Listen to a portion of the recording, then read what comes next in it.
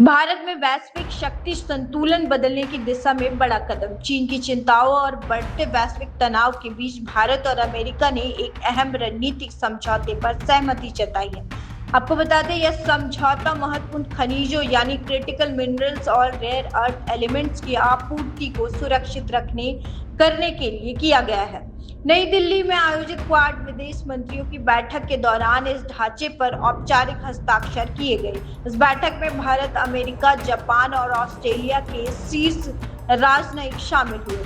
भारत की ओर से विदेश मंत्री एस जयशंकर ने इस समझौते को समय की जरूरत और रणनीतिक रूप से बेहद महत्वपूर्ण बताया। उन्होंने कहा कि इस फ्रेमवर्क का उद्देश्य सिर्फ खनन तक सीमित नहीं, बल्कि यह पूरी सप्लाई चेन, खनन, प्रोसेसिंग, रिलैक्सिंग और निवेश को मजबूत करेगा। इसका लक्ष्य है कि दुनिया किसी एक देश की मोनोपोली पर निर्भर न रहे। इस मौके पर अमेरिका के विदेश मंत्री मार्को रूबियो ने भी इस साझेदारी को रणनीतिक रूप से बेहद अहम बताया। उन्होंने कहा कि आधुनिक टेक्नोलॉजी और एआई आधारित अर्थव्यवस्था के लिए इन खनिजों तक भरोसेमंद पहुंच जरूरी है।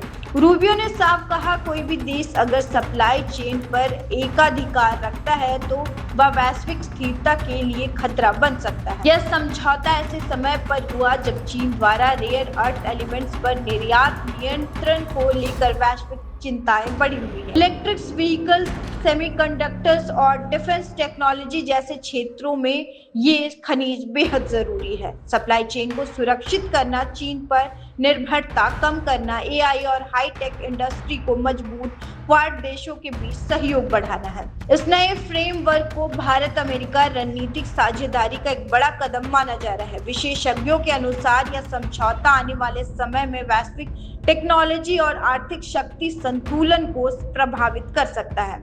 साफ है कि अब दुनिया की दौड़ सिर्फ तकनीक की नहीं, बल्कि संसाधनों की सुरक्षा की भी हो गई है।